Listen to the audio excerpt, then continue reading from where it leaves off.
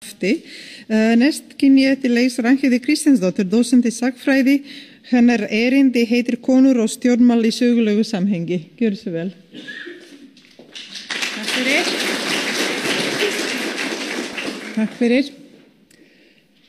Það eins með það stjórnmálakerfi sem var til á 19. öld og teikningarnar af aðalbyggingu Háskóla Íslands. Þar var ekki gert ráð fyrir konum. Eða svo segir sagan. Það að segja að þótt konur hafi átt lögum samkvæmt að eiga óheftan aðgang að Háskóla Íslands var ekki gert ráð fyrir kvennaklósettum í aðalbyggingunni. Og það sama átti við Alþingishúsið. Ragnhildur Helgadóttir, ekki svo sem hér situr, heldur eldri útgáfa af Ragnhildi Helgadóttur, greinir frá því í bókinni Frú ráðherra að það hafi verið svolítið sérkennilegt að taka sæti á Alþingi því þar hafi verið ýmsir siðir og ýmis aðstaða sem var hreint ekki ætluð konum, til dæmis snyrting.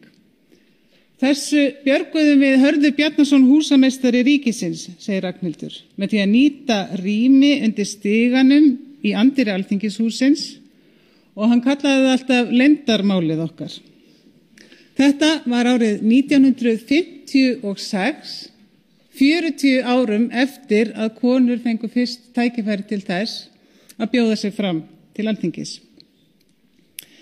Lýðræðisstjórnmál 19. aldar gerðu ráð fyrir að allir myndigir og fjárhagslega sjálfstæðir einstaklingar, þar að segja karlar, fjárhagslega sjálfstæðir karlar, mynduðu hina pólitísku þjóð.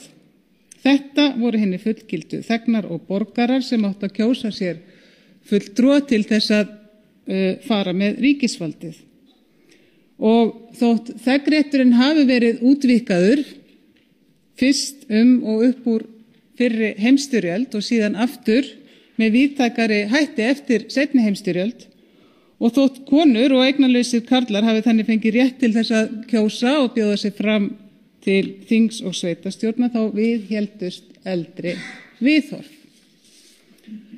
Sagan geymir mýgrút af dæmum hvernig brugðist var við stjórnmálakonum sem aðskota hlutum í stjórnmálunum sem að truflaði gangverk þeirra.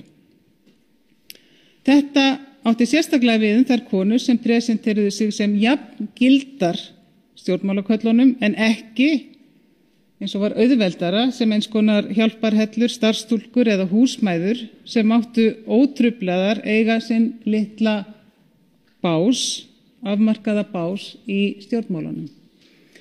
En hinar sem stigu út fyrir básinn, þær vöktu viðbrögð og hér koma til dæmis upp í hugan þær Katrín Thoroddsen og Rannveig Þorsteinsdóttir sem að sátu á Alþingi á 5.